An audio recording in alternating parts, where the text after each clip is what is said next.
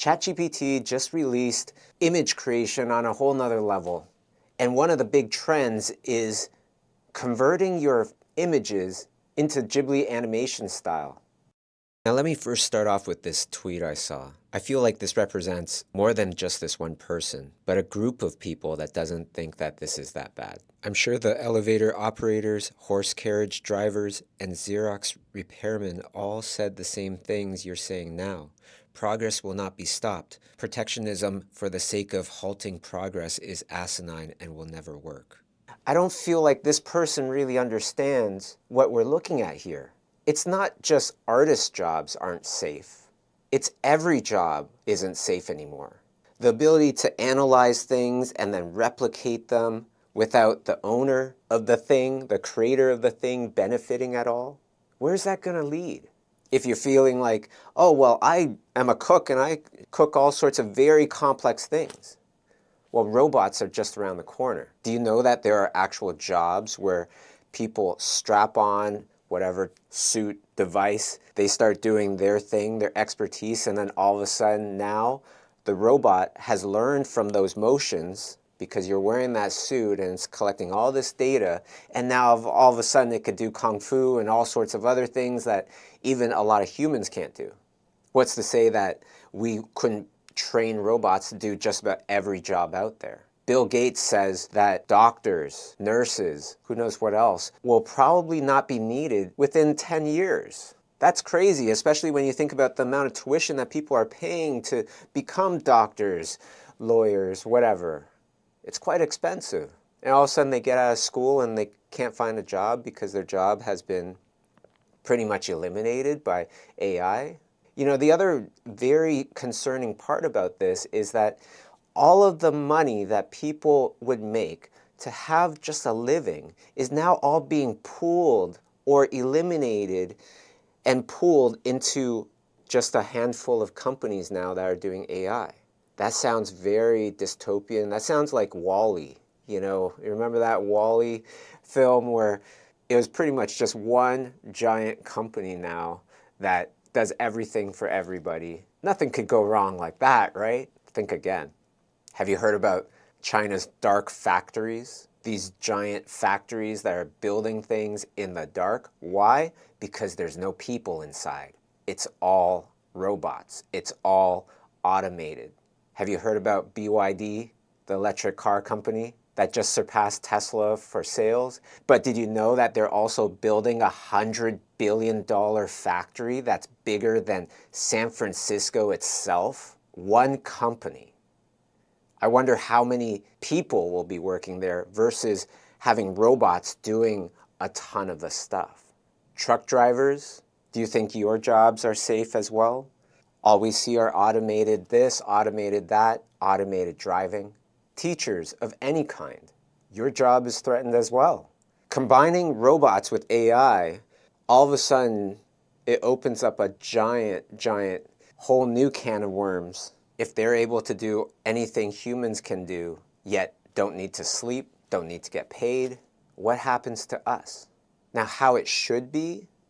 I feel like it should be that if you are using somebody else's style, if AI or whatever companies are using somebody else's stuff in order for them to learn how to do the stuff, that originator should benefit. Otherwise, again, all of the income coming in is cutting everybody else out except for the AI companies. I also feel like it should be law that manipulated or AI-generated images are labeled.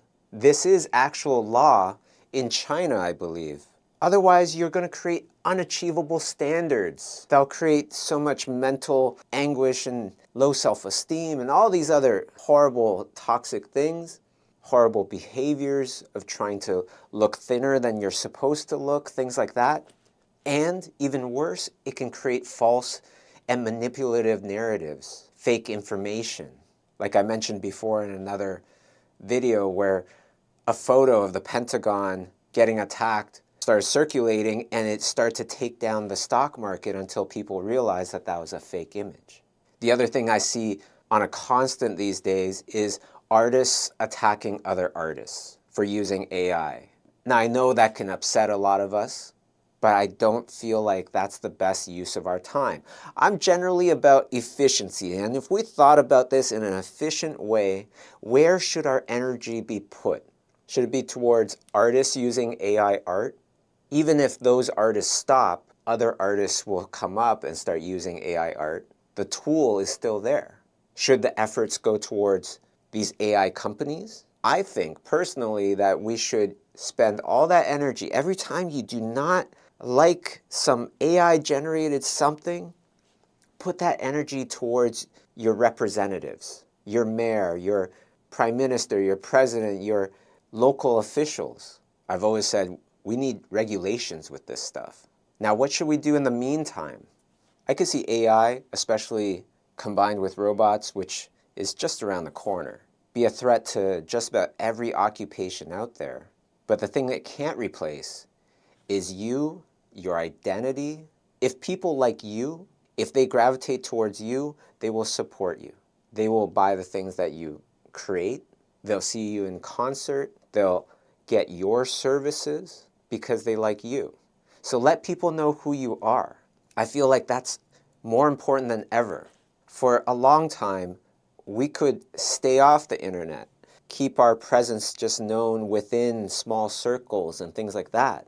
But now it's looking more and more like companies will need less people in general. And if you find yourself without a job, sometimes we can't wait to find that next job. In the meantime, we have to make money to live, to survive, hopefully thrive. And a lot of times that's from doing independent things, which is something that I've been doing since the very beginning, 20 years ago. Work on your brand. Work on your own ideas. This doesn't mean that you have to get all YouTube-y or TikTok-y and start doing some like popular dances and things like that. Because I'm not into that either. There's many, many different ways, even faceless ways, to do social media and get your work out there. Right now is a very important time to start learning and applying and increasing your internet footprint. Out of all of these jobs that I was talking about, pretty much every job I was saying is quite threatened if you really think about it. One job keeps going up during all this time. You know what that job is? Social media. If you are a social media influencer, I don't even want to say that influencer, creator on social media, we see the general pattern there that it just keeps going up and up and up and up. I saw an article saying that social media creators and influencers are now more known to the new generation than celebrity actors.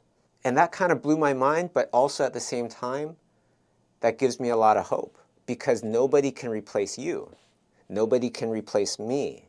And if you work on you and get your stuff out there so people understand what you do and appreciate and value what you do, no other knockoff can substitute. It's like knockoffs for luxury goods. You can buy a Louis Vuitton bag for like, $50, but it's fake, but it looks just like the original, yet many, many people will not accept that. They have to have the real thing. And that's why these bags can still go for a lot of money, even though there is an option for tons of people to buy something that looks pretty much exactly like the expensive one, but for a tiny fraction of the cost. When people know the person, the human being behind that thing, that becomes a huge benefit for that person. It becomes powerful. And that's something I've always worked really hard to do, is to put a spotlight on the people behind our favorite things, like Lightbox Expo, or learning from the people behind our favorite things on Schoolism. And if you're nervous about all this stuff going on, I just want to remind you that being nervous doesn't always help. I try to divide everything into, can I affect this thing that I'm concerned about? If I can't, if it's out of my control, I focus on what I can affect. A lot of times when you focus on the things that you can't affect, it only creates more and more stress, more and more problems. Instead, focus on the things that you can do. And one of the things that you can do is to work on your brand, get your stuff out there, get your ideas out there, get people to know you. Because like I said, even if AI can copy or reproduce things that look like your stuff, it's still not your stuff. There's only one you. Make that worth something. Work on your brand. But those are just my thoughts. What are your thoughts? This is a really important discussion. Let us know in the comments. I'll catch you next time.